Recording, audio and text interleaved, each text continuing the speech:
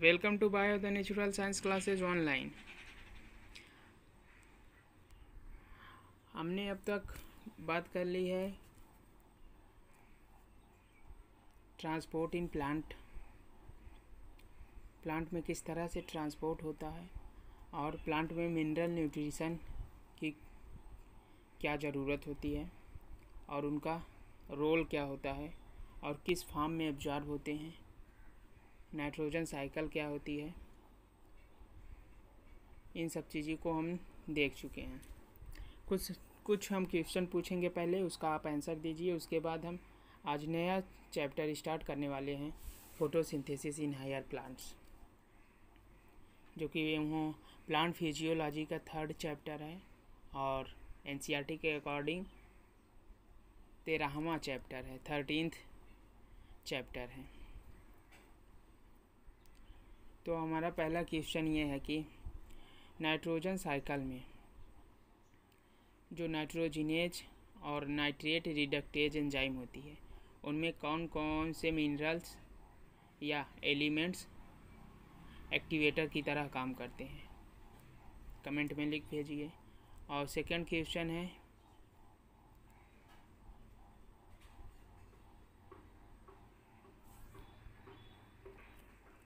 जो राइजोबियम होता है वो एरोबिक कंडीशन में एक्टिव होता है कि एनारोबिक कंडीशन में। और थर्ड क्वेश्चन है हमारा अमोनिया को नाइट्रेट में बदलने के लिए अमोनिया को नाइट्राइट में बदलने के लिए कौन सा बैक्टीरिया चाहिए और नाइट्राइट को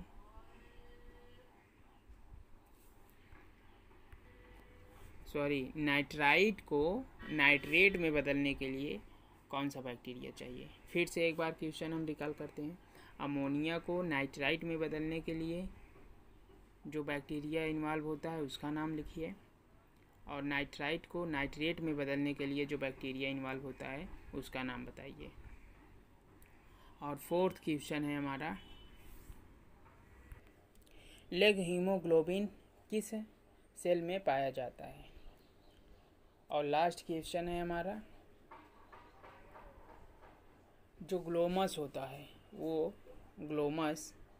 किस प्लांट में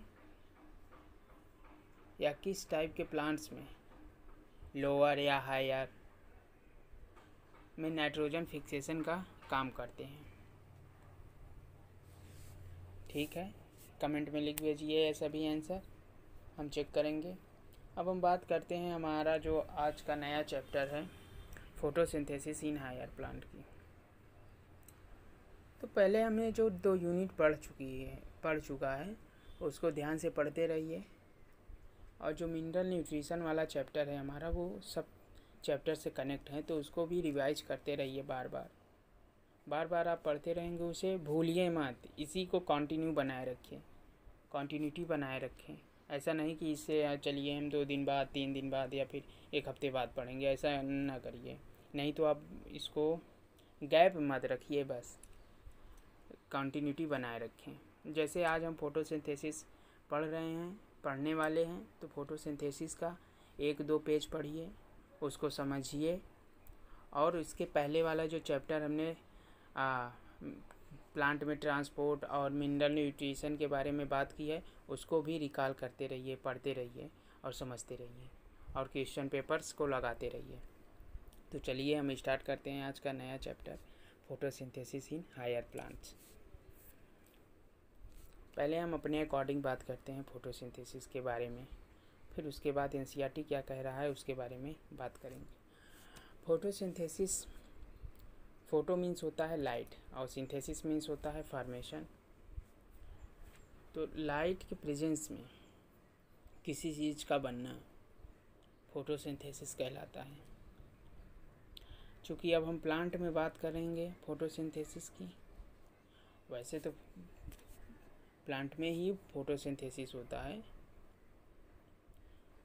तो यहाँ पे हम जब बात करते हैं तो लाइट यहाँ पे सनलाइट होती है, सनलाइट की ज़रूरत पड़ती है।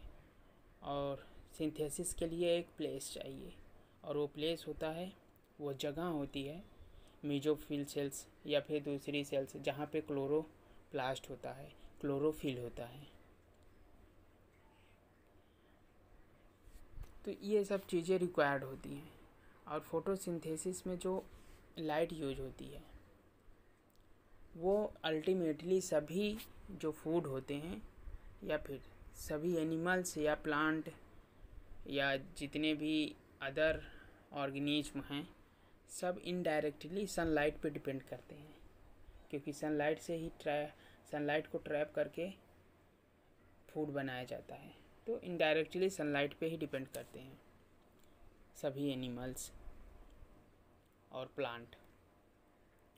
तो ये और लाइट के अलावा भी क्या कौन कौन से सब्सटेंस हैं जो फोटोसिंथेसिस में पार्टिसिपेट करते हैं, तो उसकी भी हम बात करेंगे इस चैप्टर में। जैसे कि CO2, H2O, क्लोरोफिल, इन सब चीज़ों के बारे में हम डिटेल में आगे देखेंगे कि कहाँ पर कौन सा सब्सटेंस यूज होता है और किस साइंटिस्ट ने बताया कि ये सब्सटेंस यूज होगा। ये चीज़ रिक्वायरमेंट है, इस चीज़ की रिक्वायरमेंट है फोटोसिंथेसिस में, इसकी बात करेंगे। और डिफरेंट साइंटिस्ट ने जो एक्सपेरिमेंट किए हैं उसके बारे में भी बात करेंगे यहाँ पे। तो अब हम देखते हैं कि NCERT क्या लिख रहा है इसके बारे में। All animals including human beings depend on plants for their food.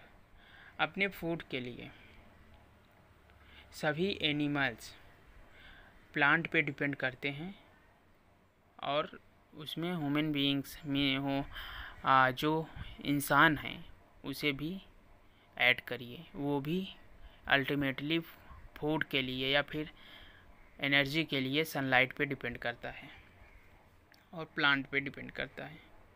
Have you ever wondered from where plant get their food? अब क्या ये आपको ये जानकर आश्चर्य होगा कि प्लांट कहाँ से फूड को लाते हैं। फूड में जो फूड है वो प्लांट में आखिर आता कहाँ से है? तो हम जानते हैं कि लाइट से आता है। जो सनलाइट होती है उसे ट्रैप करके क्लोरोप्लास्ट में क्लोरोफिल के थ्रू एनर्जी ATP बनाया जाता है, और उसी ATP का उपयोग हम लोग करते हैं, और कार्बोहाइड्रेट्स का उपयोग हम करते हैं। ग्रीन प्लांट्स, इनफैक्ट हरे प्लांट्स सच में एक्चुअली हैव टू मेक और rather synthesise the food they need. जो प्लांट होते हैं वो या तो फूड को सिंथेसाइज करते हैं या उसे बना लेते हैं, मीन्स अपनी आवश्यकता के अनुसार। And all other organism depend on them for their needs. और अपनी आवश्यकता के लिए सभी ऑर्गेनिज्म प्लांट पे डिपेंड रहते हैं। Green plants carry out photosynthesis. हरे प्लांट फोटोसिंथेसिस करते हैं। फोटोसिंथेसिस फिजिको केमिकल प्रोसेस है एक। फिजिको केमिकल प्रोसेस को थोड़ा समझिए। फिजिको केमिकल प्रोसेस मीन्स कि फिजिकल प्रोसेस और केमिकल प्रोसेस। अब फिजिकल प्रोसेस यहाँ पे क्या होगी? फिजिकल प्रोसेस के लिए यहाँ पे सनलाइट रिक्वायर्ड होती है, जो कि एज फिजिकल फॉर्म है, सनलाइट की ज़रूरत होगी। और यहाँ पे ज़रूरत होगी कार्बन डाइऑक्साइड और वाटर की। तो ये केमिकल हैं और ये केमिकल प्रोसेस होगी। कार्बन डाइऑक्साइड रिएक्ट करके वाटर से कार्बोहाइड्रेट बनाएगा, मीन्स कि ग्लूकोज बनाएगा, और वाटर और ऑक्सीजन गैस इवॉल्व करता है। तो यहाँ पे ये फिजिको केमिकल प्रोसेस का यही मतलब है कि फिजिकल प्रोसेस भी इन्वॉल्व होगी और केमिकल प्रोसेस भी। by which they use light energy to derive the synthesis of organic compounds, जिसके द्वारा ये प्लांट लाइट एनर्जी को यूज करके ऑर्गेनिक कंपाउंड्स को सिंथेसाइज करते हैं। The use of energy from sunlight by plants doing photosynthesis is the basis of life on earth. Sunlight से जो एनर्जी यूज होती है प्लांट के द्वारा, वो फोटोसिंथेसिस करने में पार्टिसिपेट करती है, और यही जो सनलाइट है ये अर्थ पे लाइफ का बेसिस है, आधार है, भूत जो एनर्जी है। अल्टीमेटली जो एनर्जी का सोर्स है वो सनलाइट ही है, जो अर्थ पे जीवन है उसके लिए, जितने भी जीवित ऑर्गेनिज्म हैं, लिविंग ऑर्गेनिज्म है, उसके लिए। Photosynthesis is important due to two reasons. Photosynthesis आवश्यक है दो कारणों की वजह से। पहला कारण है it is primary source of all food on earth. ये प्राइमरी सोर्स है सभी फूड का, प्राइमरी सोर्स है सनलाइट ही है। It is also responsible for the release of oxygen into the atmosphere by green plants. और सेकेंड इसका importance है कि ये ऑक्सीजन रिलीज करता है एटमॉस्फेयर में ग्रीन प्लांट्स के द्वारा। जब फोटोसिंथेसिस होती है तो वहाँ पे ऑक्सीजन निकलता है। हम देखेंगे कि इसको सबसे पहले किसी ने बताया कि ऑक्सीजन का इवोल्यूशन होता है।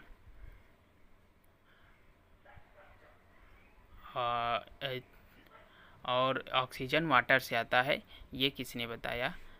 तो पहले का आंसर है कि ऑक्सीजन किसने मतलब बताया कि ये इवाल्व होता है फोटोसिंथेसिस में, तो उनका नाम है इंजेनहॉस। और जो CO वाटर से ऑक्सीजन आता है ये बताया था कार्नेलियस वान नील ने। तो उनकी बात भी हम आगे करेंगे कि किस तरह से उन्होंने एक्सपेरिमेंट किया और बताया कि ऑक्सीजन वाटर से आती है, CO2 से नहीं आता, और ऑक्सीजन फोटोसिंथेसिस में रिलीज होती है। ये सब बारे में, इन सब चीज़ों के बारे में हम डिस्कस करेंगे। Have you ever thought what would happen if there were no oxygen to breathe? क्या आपने सोचा है कि अब क्या होगा, क्या घटित होगा अगर ऑक्सीजन इवाल्व ना हो, ऑक्सीजन रिलीज ना हो, ब्रीदिंग के लिए ऑक्सीजन ना मिले? तो सीधी सी बात है कि ऑर्गेनिज्म डेथ हो जाएगी, ऑर्गेनिज्म की डेथ कर जाएंगे, रेस्पायरेशन नहीं होगा। और उनका जब रेस्पायरेशन में ऑक्सीजन नहीं जाएगी तो फूड का ऑक्सीडेशन नहीं होगा, और फूड का जब ऑक्सीडेशन नहीं होगा तो एनर्जी नहीं मिलेगी, और एनर्जी के अभाव में एनिमल्स डेड कर जाएंगे, प्लांट डेड कर जाएंगे। This chapter focuses on the structure of the photosynthetic machinery. ये चैप्टर फोकस्ड रहेगा फोटोसिंथेटिक मशीनरी के स्ट्रक्चर पे, कि फोटोसिंथेटिक मशीनरी क्या है, फोटोसिंथेटिक में कौन कौन से फोटोसिंथेटिक प्रोसेस में कौन कौन सी प्रक्रियाएं, कौन कौन से तरीके अपनाए गए प्लांट में, और किस तरह से फोटोसिंथेसिस होती है, उसकी मैकेनिज़्म क्या है, साइक्लिक नॉन साइक्लिक फोटोफॉस्फोरिलेशन क्या है, C3 C4 प्लांट पाथवे क्या है, C2 पाथवे क्या है, इन सब चीज़ के बारे में हम बात करेंगे। And various reaction that transform light energy into chemical reaction, और डिफरेंट टाइप की रिएक्शंस की बात करेंगे, फास्फोरिलेशन की बात करेंगे, जो लाइट एनर्जी को केमिकल एनर्जी में कन्वर्ट करती है, मीन्स की फोटोफॉस्फोरिलेशन। इन सब चीज़ों के बारे में हम बात करेंगे। ऑक्सीडेटिव फोटोफॉस्फोरिलेशन, इसको भी हम समझेंगे। अब नेक्स्ट है हमारा व्हाट डू वी नो, हम क्या जानते हैं फोटोसिंथेसिस के बारे में। तो हम पहले हम समझते हैं कि हम अभी तक क्या जानते हैं फोटोसिंथेसिस के बारे में, फिर उसके बाद NCERT क्या बताना चाहती है उसके बारे में हम समझेंगे। फोटोसिंथेसिस में हम लोग समझ चुके हैं, या फिर हमने देखा है कि फोटोसिंथेसिस जो होता है लाइट के प्रेजेंस में होता है, ग्रीन प्लांट्स में होता है, ग्रीन पार्ट में होता है, जहाँ पे ग्रीन पार्ट होंगे प्लांट्स में, सभी जगह तो नहीं होता प्लांट में, जहाँ पर क्लोरोफिल होगा, क्लोरोप्लास्ट होगा, वहीं पे फोटोसिंथेसिस होगा। और इसके लिए CO2, इन सब चीज़ों की, ढेर सारी चीज़ों की रिक्वायरमेंट होती हैं। तो इन सब चीज़ों को एक्सपेरिमेंटली प्रूव किसने किया था? आज तो हम कह देते हैं कि हाँ फोटोसिंथेसिस में CO2 यूज होता है, वाटर यूज होता है, और कार्बोहाइड्रेट मीन्स कि ग्लूकोज बनता है, वाटर बनता है, और O2 रिलीज हो जाती है, O2 गैस रिलीज हो जाती है। तो ये सब ऐसे ही नहीं बताया गया है, ये एक्सपेरिमेंटली प्रूव किया गया है, और डिफरेंट साइंटिस्ट ने डिफरेंट जगह पर इसका एक्सपेरिमेंट किया और ये प्रूव किया कि हाँ CO2 का यूज होता है फोटोसिंथेसिस में, वाटर का यूज होता है, और ग्लूकोज बनता है, वाटर बनता है, और ऑक्सीजन गैस इवाल्व होती है। इन सब चीज़ों को एक्सपेरिमेंट के थ्रू साइंटिस्ट ने समझाया और बताया। लाइट की किस तरह से ज़रूरत पड़ती है, इन सब चीज़ों को भी बताया। तो हम देखेंगे कि पहले हम बात करते हैं फोटोसिंथेसिस को, जी केमिकल रिएक्शन है उसको हम एक बार देखते हैं, फिर बात करते हैं आगे।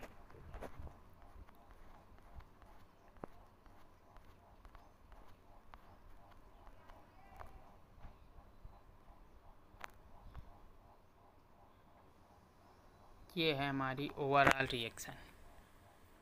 इसको कहीं पे लिख कर रख लीजिए, जहाँ पे आप पढ़ते हैं, मेज के सामने या फिर टेबल के सामने, या जहाँ आप लेटते हैं उस दीवार में चिपका लीजिए इसको, और देखते रहिएगा, धीरे धीरे ये याद हो जाएगी। तो हम देख रहे हैं 12 water molecules, 6 CO2 molecules react करके लाइट के प्रेजेंस में ग्लूकोज बना रहा है, 6 वाटर मालिक्यूल बना रहा है, और 6 ऑक्सीजन मालिक्यूल बना रहा है। ठीक है, अब ये रिएक्शंस ऐसे ही नहीं आ गई, इसी रिएक्शंस को प्रूव करना है कि इसमें 6 CO2 वाले मालिक्यूल से ही क्यों लगे, 12 वाटर मालिक्यूल से ही क्यों लगे, और CO2 ही क्यों लगा, और वाटर ही क्यों लगा, लाइट की ज़रूरत क्यों थी, कार्बोहाइड्रेट में ग्लूकोज ही क्यों बना, ग्लूकोज क्यों बना, और वाटर क्यों बना, और ऑक्सीजन गैस किस तरह से इवाल्व होती है, ऑक्सीजन ही इवाल्व होती है, और ऑक्सीजन कहाँ से आता है, CO2 से कि वाटर से। इन सब चीज़ों के बारे में हम बात करेंगे, और यहाँ पर किसका ऑक्सीडेशन होता है, किसका रिडक्शन होता है, ये सब चीज़ें भी हम देखेंगे। ठीक है, तो अब चलिए हम one by one different experiment के बारे में बात करते हैं।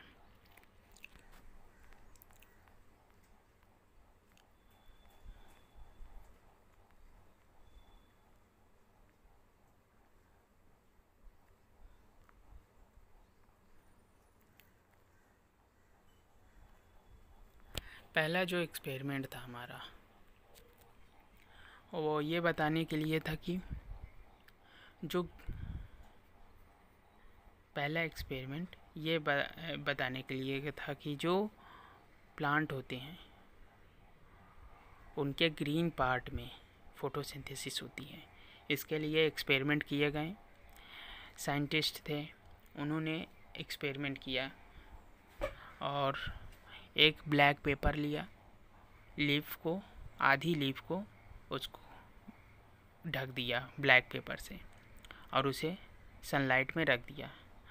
तो कुछ समय बाद उसको पेपर को हटाया गया, 1 2 3 4 दिन बाद पेपर को हटाया गया, और फिर उस पर आयोडीन डाला गया। हम जानते हैं कि स्टार्च के फॉर्मेशन, स्टार्च की प्रेजेंस के डिटेक्शन के लिए आयोडीन का उपयोग करते हैं।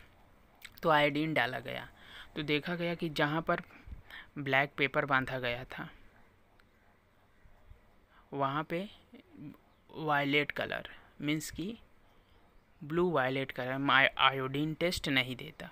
मीन्स कि इससे यह कंक्लूजन निकाला गया कि जो स्टार्च होता है, मतलब इस ब्लैक वाले पार्ट पे, जो ब्लैक पेपर से ढका गया था पार्ट, वहाँ पर स्टार्च का फॉर्मेशन नहीं हुआ है,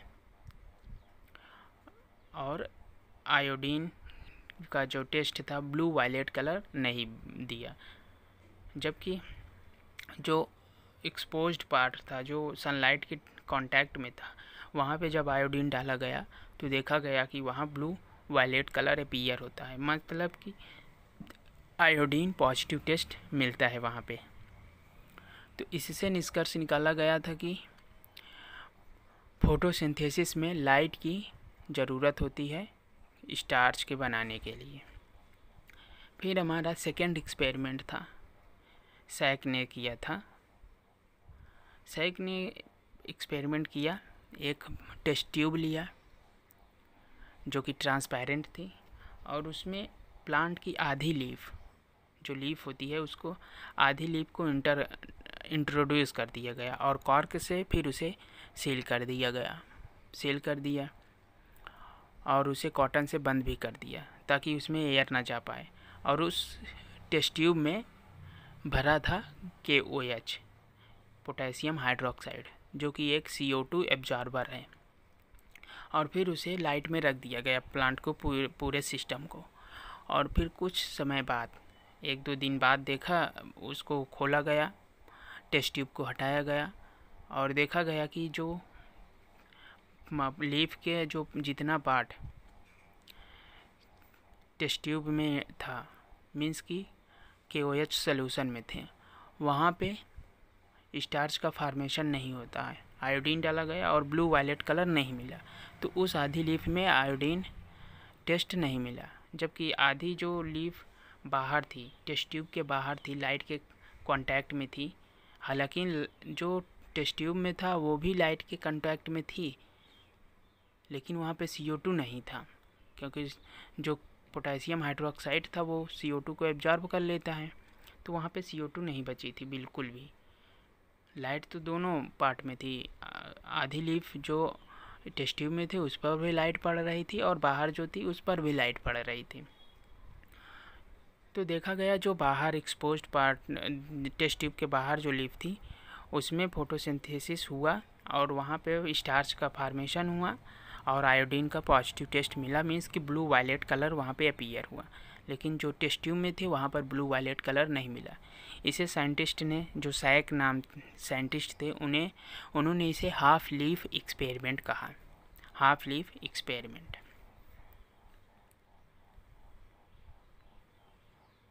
फिर उसके बाद हम बात करते हैं एक्सपेरिमेंट की। अब हम पहले बात करते हैं कि अब इसके बारे में साइंटिस्ट ने क्या बताया और NCERT में इसके बारे में क्या लिख रहा है, NCERT हमसे क्या बताना चाह रही है। व्हाट डू वी नो, हम क्या जानते हैं। Let us try to find out, चले हम पता करने की कोशिश करते हैं कि what we already know about photosynthesis, हम पहले से ही फोटोसिंथेसिस के बारे में क्या जानते हैं।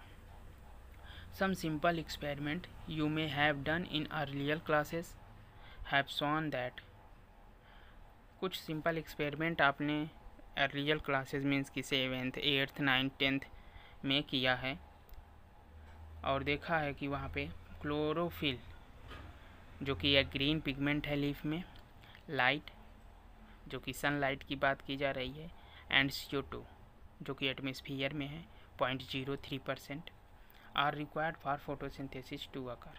फोटोसिंथेसिस के लिए हमने अर्लियर क्लासेज में देखा है कि फोटोसिंथेसिस के लिए क्लोरोफिल चाहिए, CO2 चाहिए और वाटर चाहिए और लाइट की भी ज़रूरत होती है।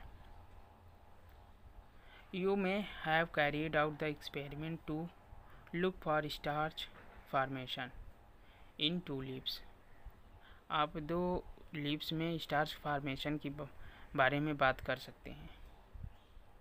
2 लीफ के बारे में, जो 2 लीफ इस तरह से हैं, जो वेराइजेटेड लीफ और leaf that was partially covered with black paper. Variegated leaf या partially covered with black paper, वही एक्सपेरिमेंट जो हमने पहले बात की थी कि एक लीफ को ब्लैक पेपर से आधी कवर कर दी गई और आधी सनलाइट में एक्सपोज कर दिया गया, तो आधा जहाँ पे कवर था वहाँ स्टार्च के फॉर्मेशन नहीं होता है, जो कि जो एक्सपोज्ड पार्ट था वहाँ पे स्टार्च का फॉर्मेशन होता है।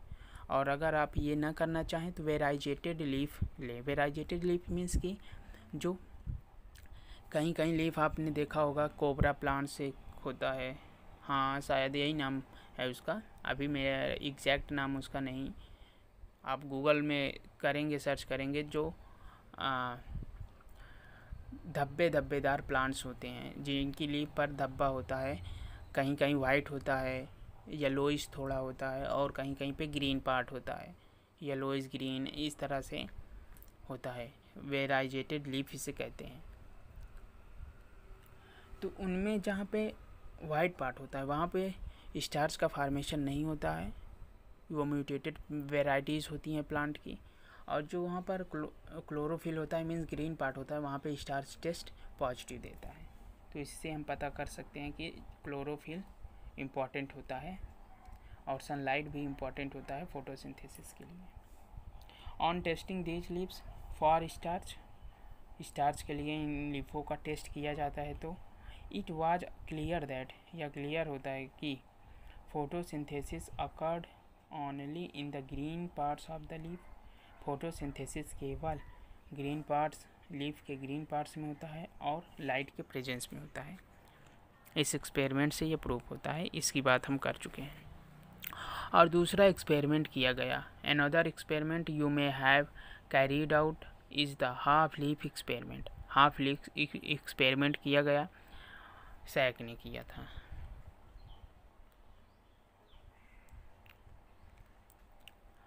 Where a part of a leaf is enclosed in test tube containing sub KOH soaked cotton।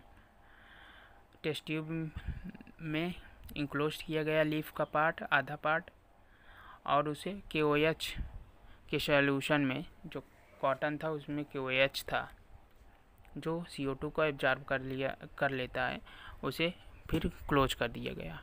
While the other half leaf is expose to air, और आधी लीफ एयर में expose रही, मीन्स कि उसे CO2 मिलता गया। The setup is then placed in light for some time, और कुछ समय के लिए उसे लाइट में रख दिया गया, इस सेटअप के पूरे सेटअप को। On testing for starch later in the two half of the leaf you must have found that exposed part of the leaf tested positive for starch while the portion that was in the tube tested negative।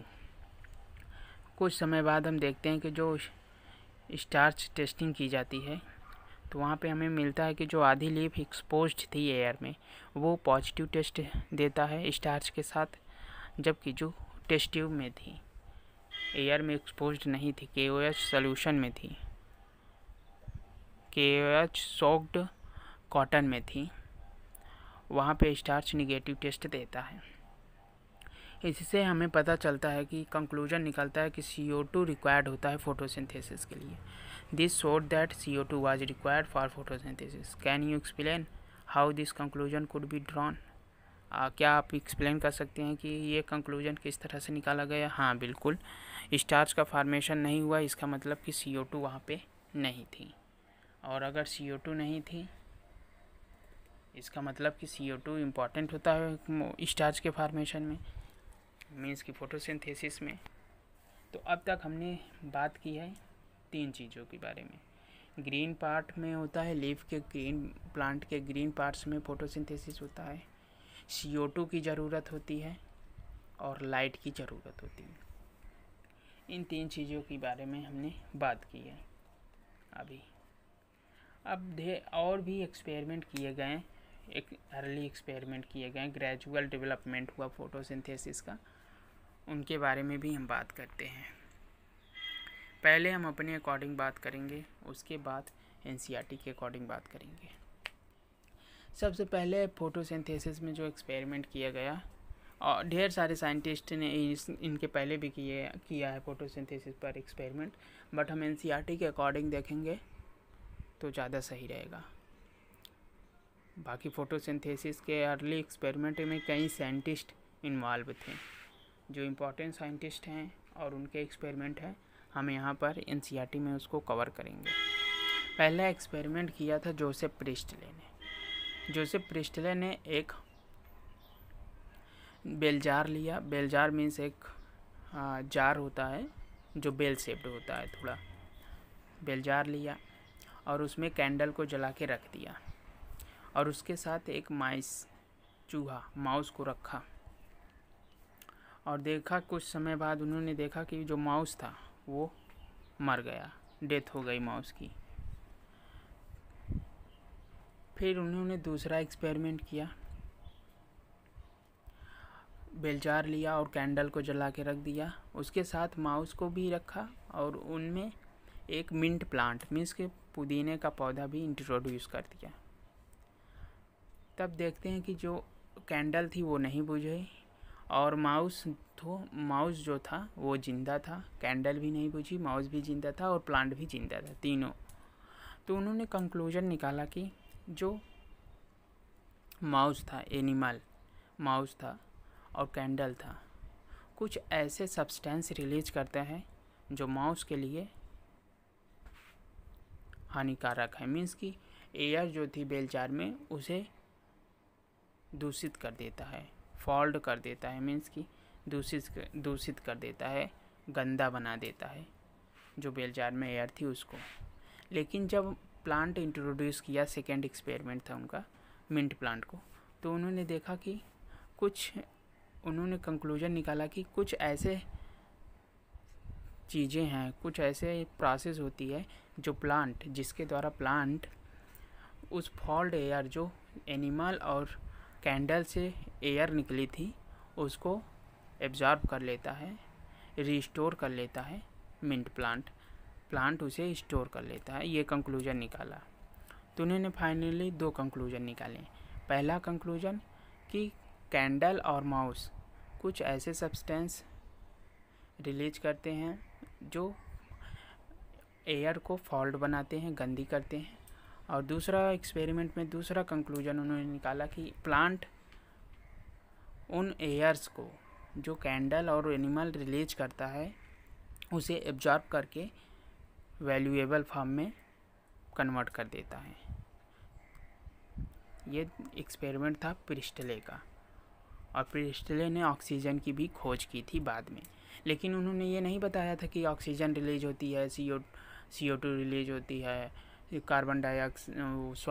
Candle जलती है तो carbon dioxide release होती है और animal carbon dioxide देता है। इन सब चीज़ों के बारे में कुछ नहीं बात की।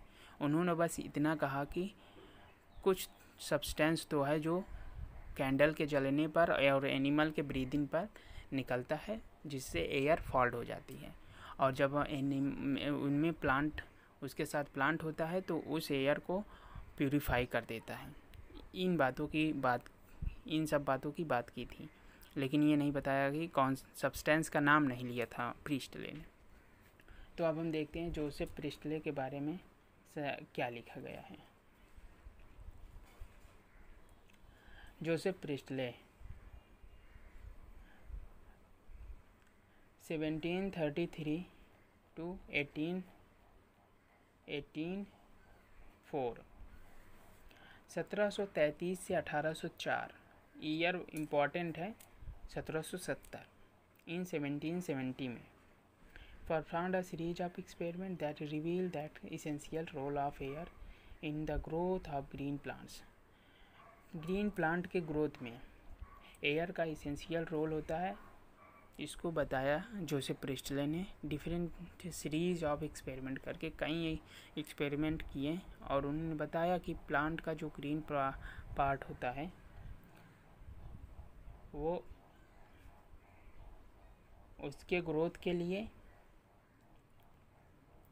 इसेंशियल होता है air. Presley, you may recall, discovered oxygen in 1974। Presley ने ऑक्सीजन की खोज की 1774 में 1774 में प्रिस्टले ने ऑक्सीजन की खोज की।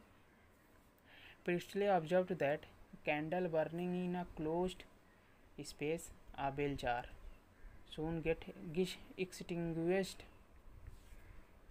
जो कैंडल जल रही थी क्लोज्ड स्पेस में, बेल जार में, उसे प्रिस्टले ने ऑब्जर्व किया। Similarly, a mouse would soon suffocate in a closed space। Closed space में माउथ भी सफोकेट होने लगा, मीन्स कि ब्रीदिंग लेने में उसे तकलीफ होने लगी और फाइनली वो डेथ हो गई उसकी। He concluded that burning candle or an animal that breathed the air both somehow damage the air। उन्होंने कंक्लूजन निकाला कि जो बर्निंग कैंडल है और एनिमल जो ब्रीथ कर रहा है वो कुछ ऐसे सब्सटेंस रिलीज कर रहे हैं जो एयर को डैमेज कर रहे हैं, मीन्स फॉल्ट बना रहे हैं। But when he placed a mint plant in the same bell jar में जब उन्होंने मिंट प्लांट रखा तो he found that the mouse stayed alive and the candle continue to burn. और उन्होंने पाया कि माउस जो था वो जिंदा रहता है और प्लांट वो कैंडल लगातार जलती रहती है। Priestley hypothesis as follows. Priestley की जो हाइपोथेसिस है इस तरह से है, ये इम्पॉर्टेंट है, पूछा जा सकता है स्टेटमेंट में। Plant restore to the air whatever breathing animals and burning candles remove. Plant air को रिस्टोर करते हैं, जो भी एनिमल्स और कैंडल्स रिलीज करते हैं या रिमूव करते हैं जलने पर और ब्रीथ करने पर। एनिमल्स ब्रीथ करता है तब उसे रिस्टोर कर लेता है प्लांट। उसका नाम नहीं बताया था उसका। Can you imagine how Presley would have conducted the experiment using a candle and plant? Remember, he would need to rekindle the candle to test whether it burns after a few days. कुछ समय बाद जब candle ख़त्म हो जाती है, जल जाती है, तो उसे बदल भी देते हैं। प्रिस्टले ने बार बार बदलते रहे हैं कैंडल्स को। How many different ways can you think of the light the candle without disturbing the setup. Candle को जलाने के लिए बिना सिस्टम को सेटअप को डिस्टर्ब किए कैसे आप जला सकते हैं, कितने वेज हैं, ये इसको पूछ रहे हैं क्वेश्चन में। तो हाँ कर सकते हैं। जल्दी हुई कैंडल्स को अंदर इंट्रोड्यूस कर सकते हैं, जो ऊपर यहाँ पे लगा है। तो आप देख रहे हैं ये एक्सपेरिमेंट था, पहला एक्सपेरिमेंट प्रिस्टले का, जब माउस और कैंडल को साथ साथ रखा गया तो कुछ समय बाद माउस की डेथ हो गई और कैंडल भी बुझ गई। लेकिन जब उसी एक्सपेरिमेंट में जब उन्होंने मिंट प्लांट को इंट्रोड्यूस किया तो माउस भी जिंदा रहा, कैंडल भी जलती रही। ये उनका सेकंड एक्सपेरिमेंट था प्रिस्टले का। अब हम बात करेंगे नेक्स्ट जो हमारा एक्सपेरिमेंट है वो है ये बताने के लिए कि लाइट जो फोटोसिंथेसिस अभी प्रिस्टले ने किया था, एक्सपेरिमेंट किया था, उसमें कौन सी एयर, जिस एयर की उन्होंने बात की थी वो एयर होती क्या है एक्चुअली, उन एयर्स का नाम क्या है, इसकी हम बात करेंगे। और क्यों प्लांट्स को इंट्रोड्यूस करने पर वो एयर प्यूरीफाई हो जाती है, साफ़ हो जाती है, इसकी हम बात करेंगे। तो एक साइंटिस्ट थे जैन इंजेनहॉज ने इसके लिए एक्सपेरिमेंट किया। इंजेनहॉज ने बताया